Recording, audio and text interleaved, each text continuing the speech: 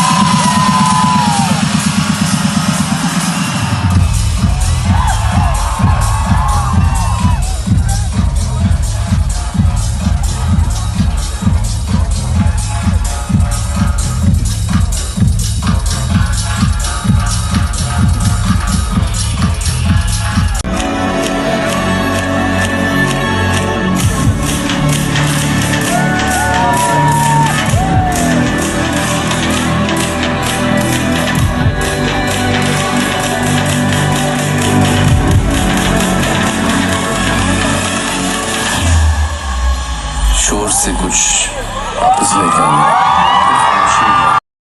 এই তো আমার ব্যাচ এতক্ষণ কনসার্ট উপভোগ করাচ্ছিলাম আমার যে ভিডিওসগুলো ছিল সেগুলো দিয়ে আপনাদের।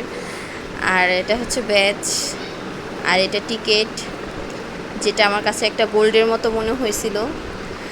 কারণ কি লাস্টের দিকে যখন আমি অ্যাটেন্ড করতে চাচ্ছিলাম তখন কোনো টিকিটই আমি পাই নাই, কেউ মানে সেল করতেছে না যে না নিব, মানে দিবেই না, টিকিট নাই, একদম শেষ।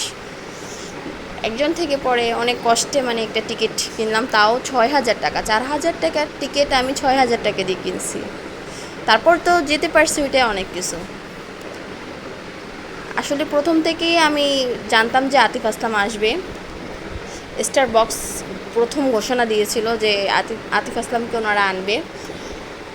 আমি তো খুবই এক্সাইটেড ছিলাম যে উনি আসবে, ওনার জন্য আমি অনেক টাকা পয়সা জমায়ে রাখছি যা কনসার্টের জন্য আমার দরকার হবে। দেন শপিং, আমি তো উইন্টার থেকে শপিং স্টার্ট করে দিছি যেহেতু আমি কনসার্টে যাব।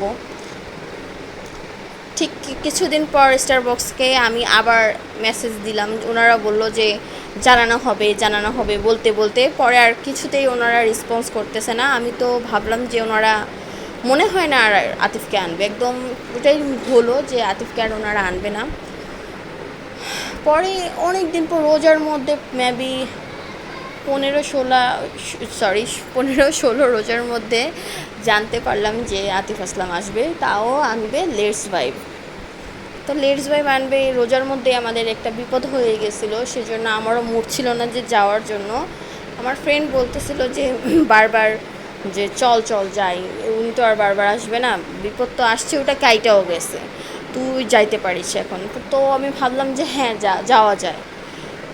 এমন একটা নাজেহাল হয়েছে, মানে আমি এরকম একটা বিপদের মধ্যে পড়ে গেছিলাম। ওখানে গেলাম হচ্ছে 3টা বাজে, যে পৌঁছাইলাম গেটের সামনে, কিন্তু গেট ওনারা কিছুতেই খুলবে না। গেট যেখানে গেট ওপেনিং মানে গেটই খুলবে ওনারা 3টা বাজে, এরকম একটা দিয়ে দিয়েছিল, মানে লেডিস ভাইবে একটা পেজের মধ্যে লিখে দিয়েছিল।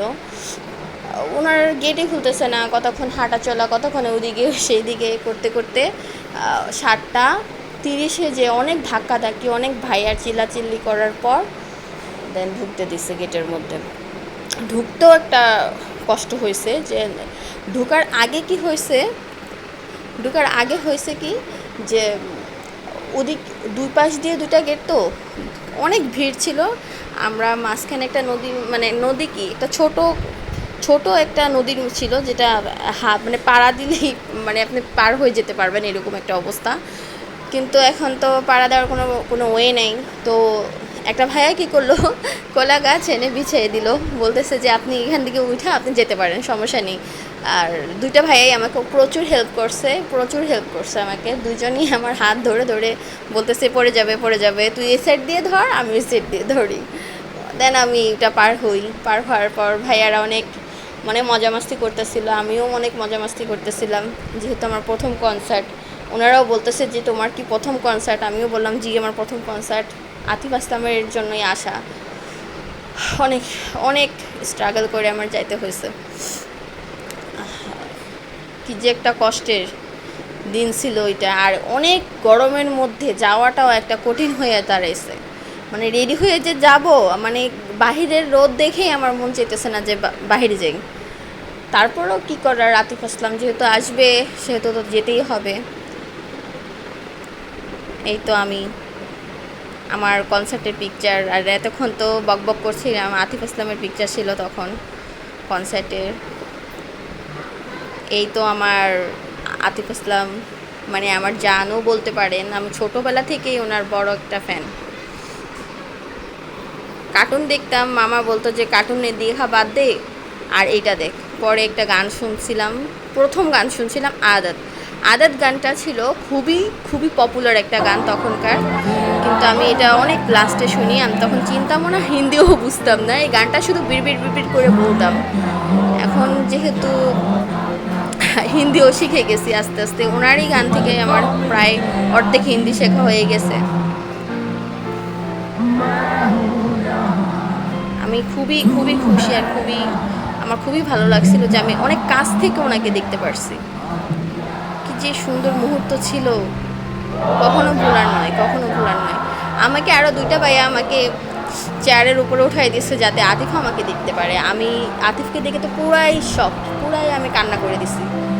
উনিও আমাকে দেখে হাই করছে, তারপর একটা কিসও সবার সামনে একটা কিসও দিল, আমিও দিলাম। আমার থেকে খুবই ভালো লাগছে, আর ওনার বিহেভিয়ারও খুব ভালো। আমি তো খুবই লাকি এরকম একটা কনসার্টে অ্যাটেন্ড করতে পেরে, যেহেতু সবার লাস্ট পর্যায়ে গিয়েছিলাম। টিকিটের তো কোনো প্রশ্নই ওঠে না যে টিকিট পাবো কি পাবো না, যাক আল্লাহ একটা রাখছিল আমার জন্য টিকিটটা। এই তো একটা ফ্যান, খুবই লাকি একটা ফ্যান উনি, যার কাঁধে একটা অটোগ্রাফ আতিফ আসলাম করে দিয়েছিলেন। আমার তো খুবই ভালো লাগছিল দেখে। প্রত্যেকটা গান একদম পুরো হার্ট টাচিং গান। 3 ঘন্টা উনি পারফরমেন্স করছেন, 3 ঘন্টায় একদম পুরাই আগুন লাগাই দিছে স্টেজে। আর কি আর বলবো, 1 লিটার কোক আমরা যেটা কত 100-200 টাকা দিয়ে, মানে 100 টাকা আমার মধ্যে তো ধারণা নাই, কোক যেহেতু আমি কিনে খাই না, ওই দিন কোক আমি 500 টাকা দিয়ে কিনে খাইছি। যে হাফ লিটার যেই পানিটা, ওই পানিটা পর্যন্ত খাইতে হয়েছে 100 কি 200 টাকা দিয়ে। ফুচকা 1 প্লেটের মধ্যে চারটা ছিল, ওইটা আমার খাইতে হয়েছে 100 টাকা দিয়ে। আর কি বলবো, আর ওয়াশরুমের ব্যবস্থা তো নাই বলে, ওয়াশরুমের অবস্থা খুবই খারাপ ছিল। তারপরও যেহেতু কনসার্টে তো সব কিছু মেনেই নিতে হবে।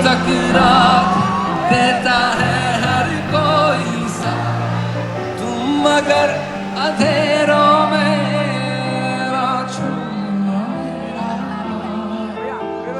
चांद जब टकरा देता है हर कोई सा, तुम मगर अंधेरों में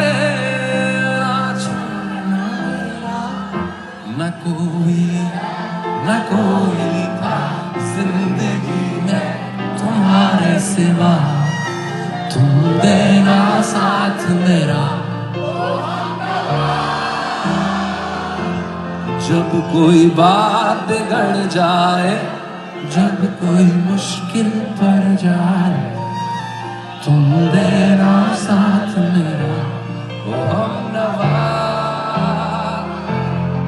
याद है मुझको तूने कहा था तुमसे नहीं रूठेंगे कभी, दिल की तरह से आग मिले हैं कैसे भला छूटेंगे कभी।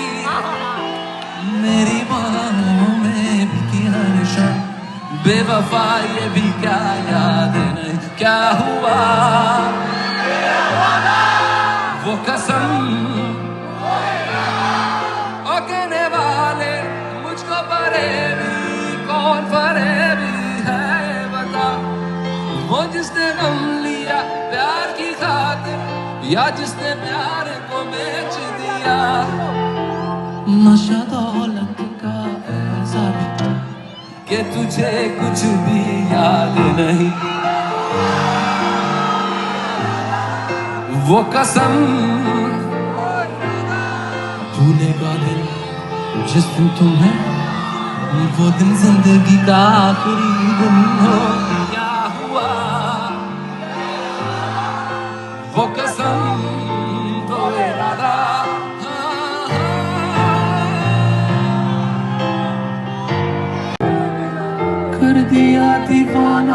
दर्द खास में चैन छीना इश्क के एहसास में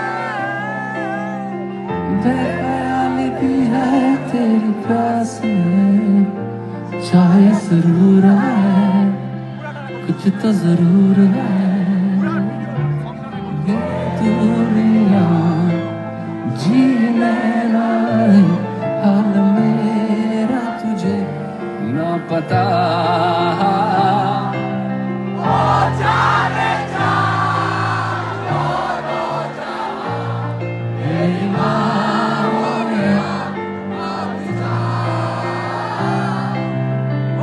जाने जा दोनों जहां मेरी बाहों में अब जा baby I love you baby I love you I love you so baby I love you oh I love you I love you I love you so, baby, I love you.